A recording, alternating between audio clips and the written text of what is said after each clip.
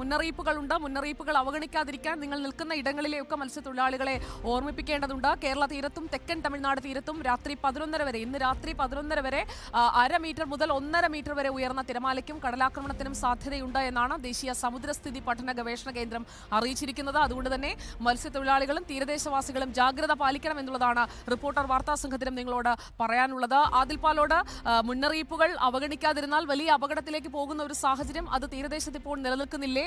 തീരദേശത്തിന് പൊതുവെ എവിടെയൊക്കെയാണ് കൂടുതൽ കരുതൽ വേണ്ടതായി ഇപ്പോൾ മുന്നറിയിപ്പ് വന്നിരിക്കുന്നത്? പ്രത്യേകിച്ച് തിരുവനന്തപുരം, കൊല്ലം, ആലപ്പുഴ ജില്ലകളുടെ തീരമേഖലയിൽ പ്രത്യേക ജാഗ്രത വേണമെന്നാണ് കാലാവസ്ഥാ കേന്ദ്രം അറിയിച്ചിരിക്കുന്നത്. മത്സ്യത്തൊഴിലാളികൾ ജാഗ്രത പാലിക്കണം. ഒപ്പം വിനോദസഞ്ചാര കേന്ദ്രങ്ങൾ, ഞാനിപ്പോൾ ഉള്ളത് ശംഖുമുഖത്താണ്. ശംഖുമുഖത്ത് ഇവിടെ കൃത്യമായ സൈൻ ബോർഡുകളുണ്ട്. കടൽക്ഷോഭ സാധ്യതയുണ്ട്, നീന്തുന്നതിന് നിരോധനം ഏർപ്പെടുത്തിയിട്ടുണ്ട്. നീന്തൽ മാത്രമല്ല, ഇവിടേക്ക് ഇറങ്ങുന്നതിന് തന്നെ ബീച്ചിലേക്ക് ഇറങ്ങുന്നതിന് തന്നെ നിരോധനം ഏർപ്പെടുത്തിയിട്ടുണ്ട്.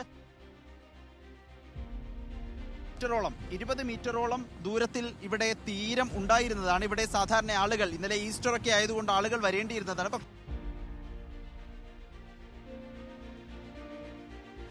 പ്രവേശിപ്പിക്കാതെ പ്രവേശനം നിരോധിച്ചിരുന്നു. ഇപ്പോൾ അകത്തേക്ക് കടൽ കയറുന്ന ദൃശ്യങ്ങൾ, കടൽ കയറിക്കൊണ്ടിരിക്കുന്നു. കള്ളക്കടൽ പ്രതിഭാസം എന്നുള്ളത് ശക്തമായ തിരമാലകളാണ്. ആ തിരമാലകൾ അടിച്ചുകൊണ്ട് തന്നെ ഇരിക്കുന്നു എന്നുള്ളതാണ് ഇപ്പോഴും ആശങ്കപ്പെടുത്തുന്ന കാര്യം. അതുകൊണ്ട് ഈ ആശങ്ക അവസാനിച്ചിട്ടില്ല. ജാഗ്രത നിർദ്ദേശങ്ങൾ കൈവിടാനായിട്ടില്ല എന്നാണ് സംസ്ഥാന ദുരന്ത നിവാരണ അതോറിറ്റിയും കേന്ദ്ര കാലാവസ്ഥാ വകുപ്പും അറിയിക്കുന്നത്. ലൈഫ് ഗാർഡുമാരുണ്ട്. ഇന്നലെ മുതൽ ഇവിടെ ആരെയും പ്രവേശിപ്പിക്കുന്നില്ല. ഇല്ല. ഇന്നലത്തെ അതേ സിറ്റുവേഷൻ തന്നെയാണ് ഇന്നും കടൽ, ഒരു മാറ്റമില്ല.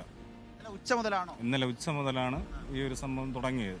വേലികയറ്റം പോലെ തുടങ്ങിയിട്ടുള്ളത് ഇന്നലെ ഉച്ച മുതലാണ്. അപ്പോൾ ഇന്നും ആരെ ഇറക്കേണ്ടെന്നാണ് നിർദ്ദേശം തന്നിട്ടുള്ളത്.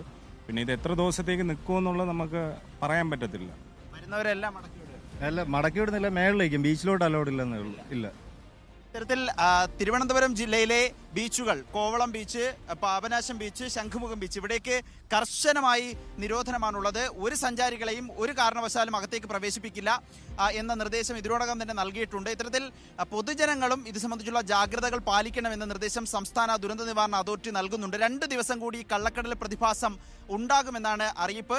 സുജയ പറഞ്ഞതുപോലെ 1.5 മീറ്റർ ഉയരത്തിൽ തിരമാലകൾ ഉണ്ടാകാനുള്ള സാധ്യതയാണ് പ്രവചിക്കപ്പെട്ടിരിക്കുന്നത്. മത്സ്യത്തൊഴിലാളികൾക്ക് കടലിൽ പോകുന്നതിന് തടസ്സമില്ല. പക്ഷേ കടലിലേക്ക് ഇറങ്ങുകയും വരികയും ചെയ്യുന്ന ഘട്ടങ്ങളിൽ കൂടുതൽ ജാഗ്രത വേണം. കൂടുതൽ സുരക്ഷാ മാനദണ്ഡങ്ങൾ, മാർഗനിർദ്ദേശങ്ങളൊക്കെ പാലിക്കണമെന്ന് കാലാവസ്ഥാ കേന്ദ്രം അറിയിക്കുന്നു.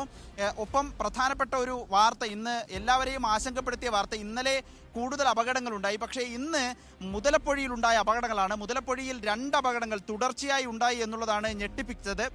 ആദ്യം രാവിലെ 7 മണിയോടുകൂടി 5 പേരടങ്ങുന്ന വള്ളം പൊഴി മുറിച്ചു കടക്കുന്നതിനിടെ മറിഞ്ഞ് അപകടത്തിൽപ്പെട്ടു. 5 പേരെയും രക്ഷിക്കാനായി.